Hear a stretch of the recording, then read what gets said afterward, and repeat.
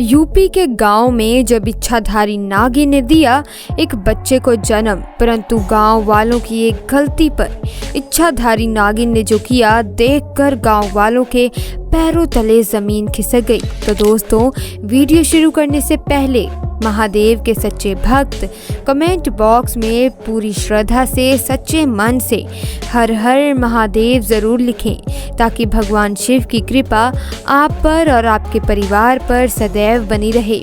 दोस्तों, जो कहानी मैं बताने वाली हूँ वो एक चमत्कारी कहानी है जो कि उत्तर प्रदेश के एक छोटे से गांव केहरगढ़ की है। दरअसल ये घटना घटित हुई है केहरगढ़ के मुखिया के साथ और वहां के सबसे धनी इंसान प्रदीप जी के साथ। प्रदीप जी करीब आज से 5 साल पहले एक साधारण और गरीब व्यक्ति का जीवन व्यतीत करते आ रहे थे।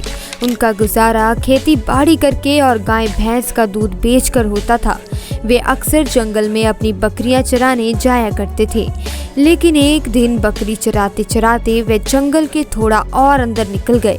उसी जंगल में एक इच्छाधारी नागिन अपने नाग के साथ एक विशाल पेड़ के पास रहा करती थी।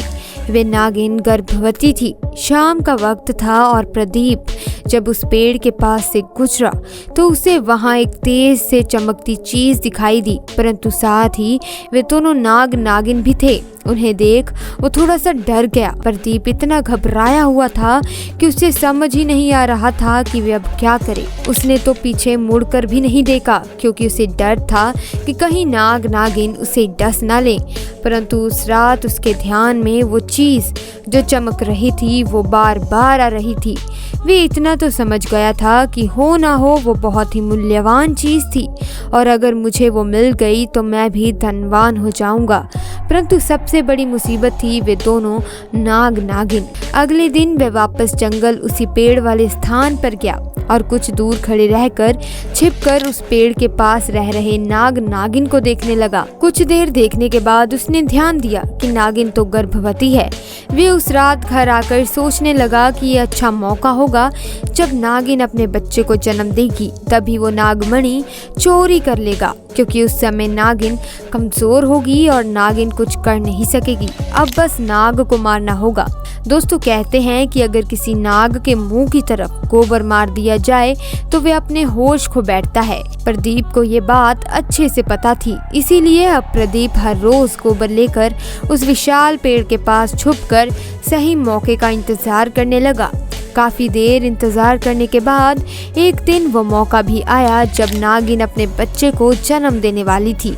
तभी चुपके से प्रदीप ने नाग के मुंह की ओर तेजी से गोबर मारा और पास पड़े बड़े से पत्थर को उसके सर पर दे मारा। फिर उसने नागिन और उसके बच्चे को भी मार डाला और उस मणि को उठाकर जल्दी से घर की तरफ निकल पड़ा। परंतु उधर नागिन किसी तरह बच गई थी और बस बेहोश पड़ी थी। जब नागिन को होश आया और उसने अपने बच्चे और पति को मरा देखा तो उसके दुख दर्द का ठिकाना नहीं रहा। उसका तो मानो घर संसार ही उजड़ गया हो। वो उस समय गुस्से से पागल हुई जा रही थी और उसने प्रदीप से बदला लेने की ठानी। दोस्तों, नागिन अपने नाग का बदला किसी भी हालत में उस व्यक्ति को मार कर जरूर लेती है जिसने उसके नाग को मारा हो। अब तो नागिन के क्रोध का कोई ठिकाना ही नहीं था, परंतु मणि चली जाने के कारण वो अपनी शक्तियों का प्रयोग नहीं कर सकती थी, पर अभी भी वह अपना रूप तो बदल ही सकती थी। इधर प्रदीप को जैसे ही मणि मिली उसका पूरा जीवन ही परिवर्तित हो गया। उसकी तो जैसे लॉटरी लग गई हो, क्योंकि जो भी वो धंधा कर रहा था उसे हर जगह से लाभ ही मिल रहा था। प्रदीप बहुत ही खुश था, लेकिन प्रदीप को पता था कि ये सब उस चमत्कारी नागमणि का ही कमाल है। प्रदीप के इस रुतबे को देखकर एक अच्छा रिश्ता प्रदीप के लिए उसके पास ही के गांव से आया और मानसी नाम की एक सुंदर स्त्री से उसका विवाह हो गया। मानसी अपने पति प्रदीप को बहुत प्यार करती थी और बहुत इज्जत देती थी। दोनों एक दूसरे का कदम कदम पर साथ निभाते। उनकी जोड़ी गांव में मिसाल बन चुकी थी। दोनों का जीवन बहुत ही सुख में गुजर रहा था।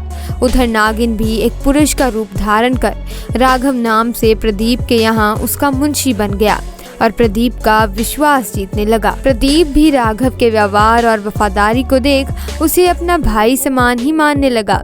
एक दिन मानसी अपने पति प्रदीप के पास आती है और बताती है कि तुम पिता बनने वाले हो, मैं गर्भवती हूँ। ये सुन प्रदीप की खुशी का ठिकाना ही नहीं रहा।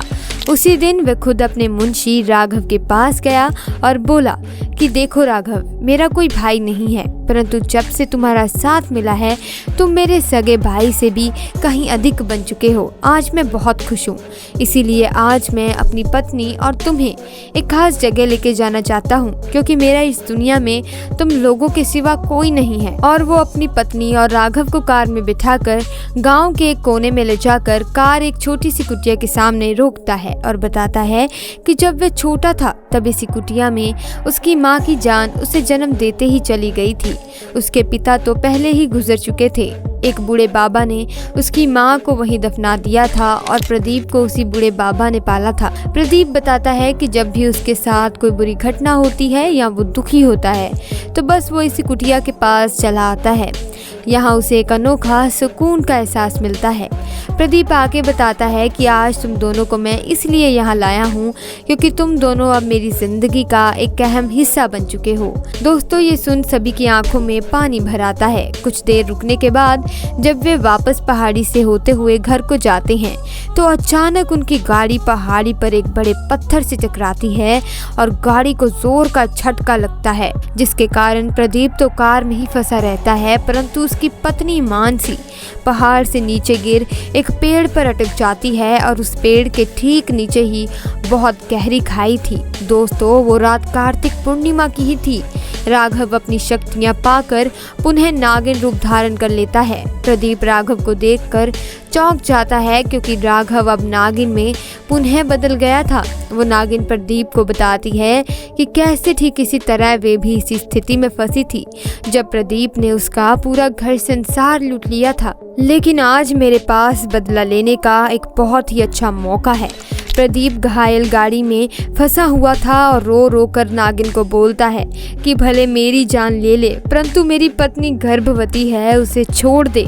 परंतु तभी उस नागिन को अपनी वही स्थिति याद आ जाती है कि क्या होता है जब कोई अपना छिन जाता है। ये जिंदगी का सबसे बड़ा दुख होता है।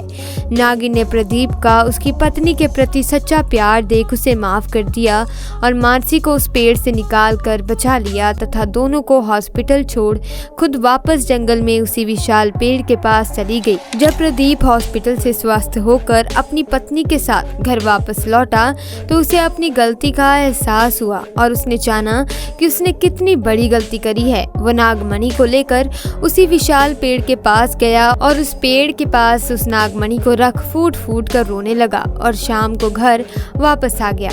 दोस्तों, कभी कभी इंसान लालच में बहुत बड़ी गलती कर बैठता है कि फिर उस गलती को कभी ठीक नहीं किया जा सकता और बस अंत में पछतावा ही रह जाता है। आपको ये घटना कैसी लगी हमें कमेंट बॉक्स में ज़रूर बताइएगा और साथ ही वीडियो को लाइक और चैनल को सब्सक्राइब करना मत भूलिएगा। मिलते हैं अगली वीडियो में। आपका बहुत बहुत धन्यवाद।